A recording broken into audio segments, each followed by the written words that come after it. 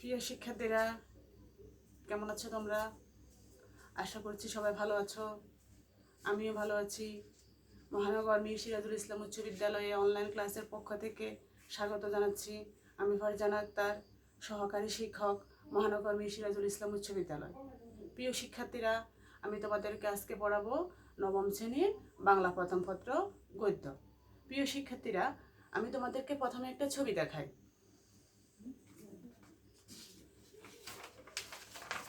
প্রিয় শিক্ষার্থীরা, সবাই একটু ছবির দিকে লক্ষ্য করো।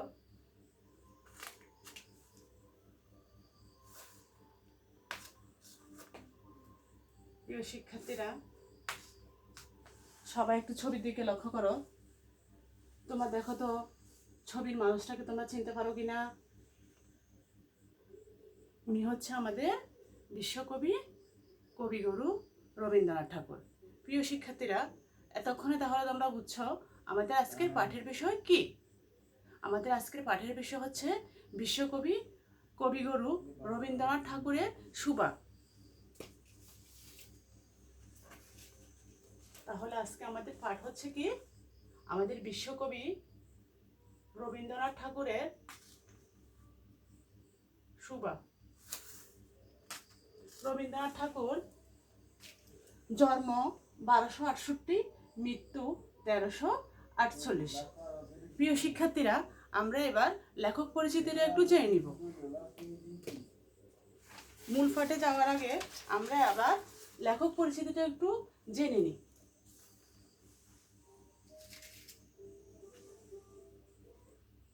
প্রিয় শিক্ষার্থীরা, তোমরা কি জানো আমাদের জাতীয় সঙ্গীতের রচয়িতাকে? আমাদের জাতীয় সঙ্গীতের রচয়িতা হচ্ছে বিশ্বকবি রবীন্দ্রনাথ ঠাকুর। আমরা এবার রবীন্দ্রনাথ ঠাকুরের পরিচিতিটা একটু জেনে নিব। জন্ম 25শে বৈশাখ 1268 সালে, ইংরেজি 7ই মে 1861 খ্রিস্টাব্দ, কলকাতার জোড়াসাঁকোর ঠাকুর পরিবারে জন্মগ্রহণ করেন। তার পিতা মহিষী দেবেন্দ্রনাথ ঠাকুর এবং পিতামহ প্রিন্স দ্বারকানাথ ঠাকুর। বিদ্যালয়ে আনুষ্ঠানিক শিক্ষা তিনি লাভ করেননি। আমাদের কবি কিন্তু বিদ্যালয়ের কোনো আনুষ্ঠানিক শিক্ষা তিনি লাভ করেননি।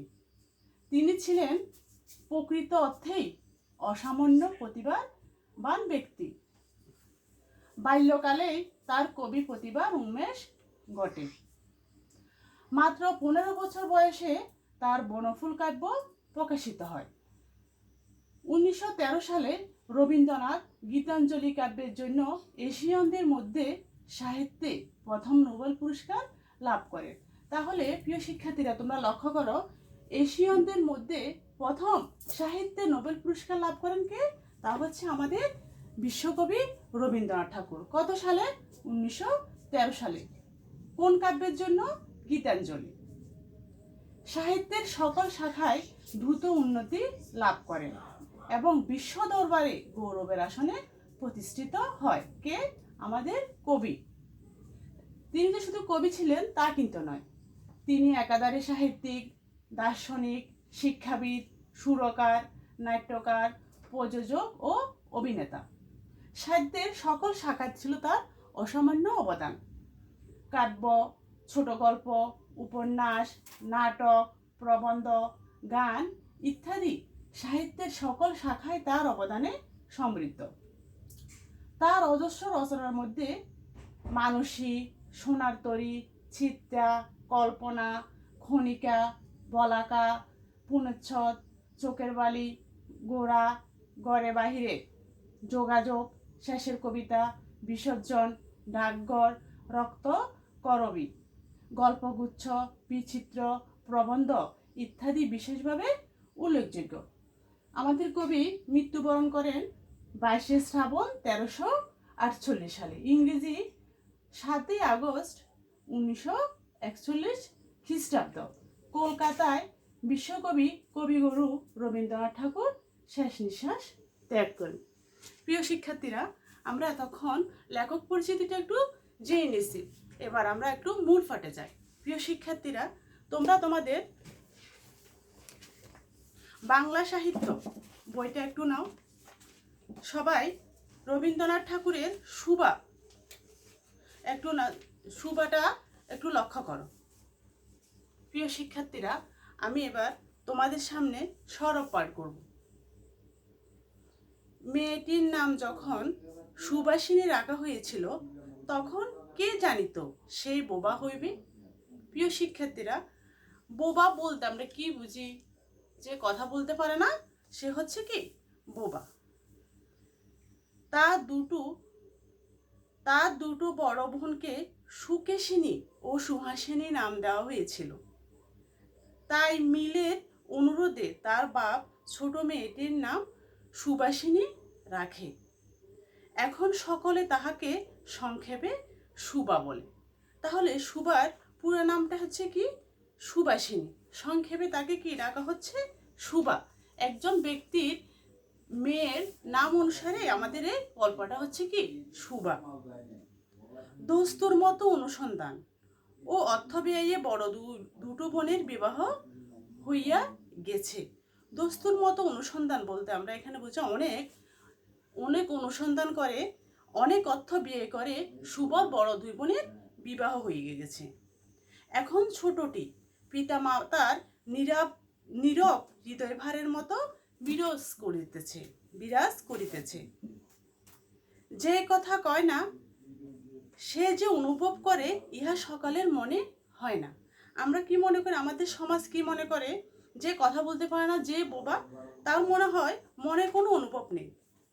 এই জন্য তাহার সাক্ষাৎ বলতে কি বোঝায় এখানে? সাক্ষাৎ মানে দেখা হওয়া। সাক্ষাতেই সকলে তাহার ভবিষ্যৎ সম্বন্ধে দুশ্চিন্তা প্রকাশ করিত। ভবিষ্যৎ সম্পর্কে কি করতো? দুশ্চিন্তা মানে খারাপ চিন্তা ভাবনা। সে যে বিধাতার অভিশাপ স্বরূপ তাহার পিতাগহে আসিয়া জন্মগ্রহণ করিয়াছে, এ কথা সে শিশুকাল হইতে বুঝিয়া লইয়াছে। কে বুঝিয়া লইয়াছে? সুবা। সে যে বিধাতার অভিশাপ, সে মনে করে সে হচ্ছে বিধাতার অভিশাপ। অভিশাপ হিসাবে কি করেছে?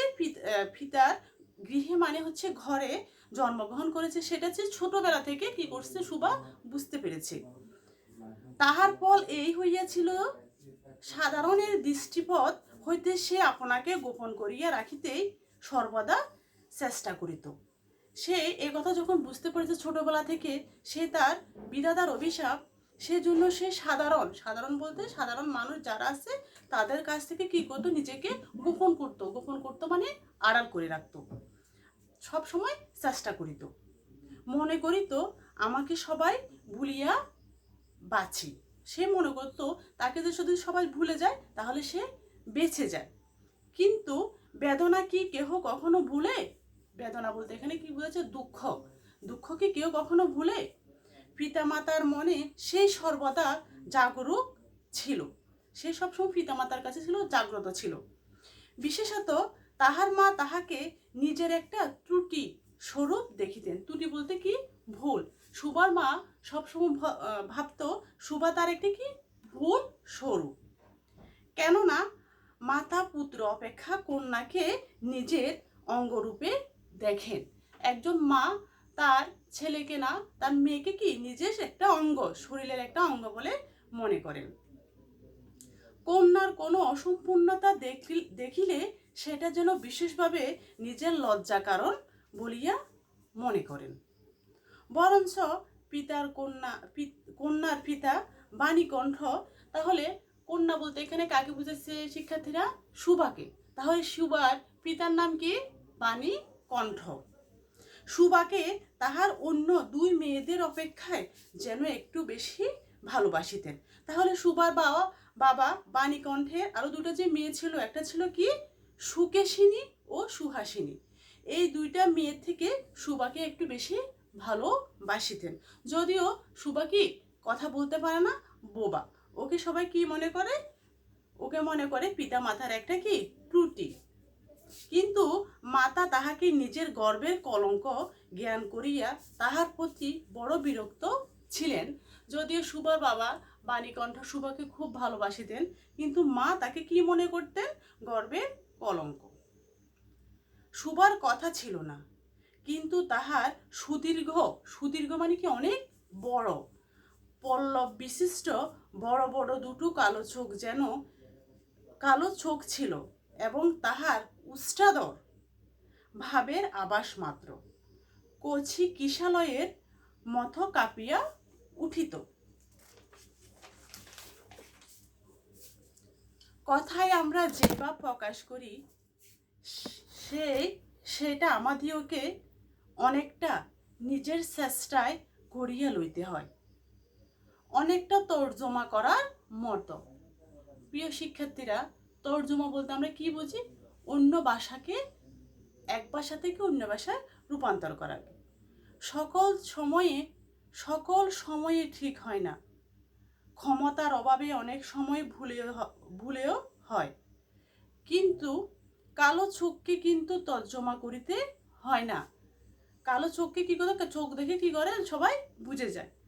মন আপনি তাহার উপরে ছায়া ফেলে, ভাব আপনি তাহার উপর কখনো প্রসারিত, কখনো মুদিত হয়, কখনো উজ্জ্বলভাবে জ্বলিয়ে ওঠে, কখনো ম্লানভাবে নিভিয়ে আসে। প্রিয় শিক্ষার্থীরা, লক্ষ্য করো, চোখ কিন্তু কখনো, চোখের ভাষা সবাই বুঝে, অন্য ভাষাকে যদিও না তর্জমা করতে হয়, কিন্তু চোখের ভাষা কখনো তর্জমা করতে হয় না, এটা সবাই বুঝে যায়। কখনো উজ্জ্বলভাবে জ্বলে উঠে, আবার কখনো ম্লানত্ব একদম মলিন হয়ে যাওয়াকে বুঝিয়েছে, নিভিয়ে আসে, নিভিয়ে মানে নিভে যাওয়াকে বোঝায়। কখনো অস্তমান চন্দ্রের মতো নিমেষভাবে চাহিয়া থাকে, কে? চোখ। কখনো দ্রুত উজ্জ্বল বিদ্যুতের মতো দিক বিদিকে ঠিক ক্রিয়া উঠে। মুখের ভাব ভই আজর মোকাল যাহার অন্য ভাষা নাই, তাহার চোখের ভাষা অসীম উদার এবং অতল স্পর্শ গভীর, অনেকটা স্বচ্ছ আকাশের মতো। উদয়াস্ত এবং ছায়ালোকের নিস্তব রঙ্গভূমি। এই বাক্যহীন মনুষ্যের মতো বৃহৎ প্রকৃতির মতো একটা বিসর্জন মহত্ব আছে। এজন্য সাধারণ বালক বালিকারা তাহাকে একবার ভয় করিত, তাহার সহিত খেলা করিত না। কার সহিত? শুবার সহিত। এসে নির্জন নিগ্রহের মতো শব্দহীন এবং সঙ্গীহীন মানে শব্দহীন, মানে যার কোনো শব্দ নেই। সঙ্গী মানে কি? আমরা যার সাথে যে থাকে, সঙ্গ, তাকে যে সঙ্গ দেয় তাকে এখানে বুঝিয়েছে। সেই জন্য সাধারণ মেয়েরা শুবার সাথে কি করতো না? মিশতো না, সে ছিল সঙ্গীহীন। প্রিয় শিক্ষার্থী বন্ধুরা, আমরা এতক্ষণ যেগুলো সরব পাঠ করলাম তার কিছু এখন শব্দের অর্থ জেনে নিব। প্রিয় শিক্ষার্থীরা, আমরা নতুন কিছু এবার একটু শব্দের অর্থ জেনে নিই। শিক্ষার্থীরা লক্ষ্য করো,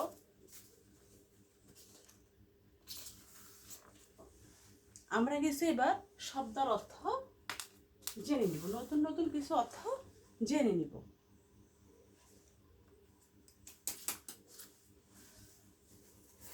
শব্দার্থ ও টিকা। গর্বের কলঙ্ক। প্রিয় শিক্ষার্থীরা, আমরা পড়েছিলাম গর্বের কলঙ্ক। শুভার মা কি মনে করতো? গর্বের কলঙ্ক। গর্বের কলঙ্ক, সন্তান হিসাবে কলঙ্ক।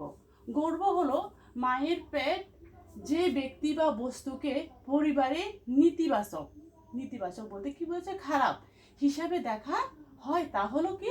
কলঙ্ক। সুদীর্ঘ পল্লব বিশিষ্ট, বড় পাতা বিশিষ্ট। দীর্ঘ হলো বড়, সুযুক্ত হয়ে বড়কে বিষয়িত করা হয়েছে। পল্লব হলো কি?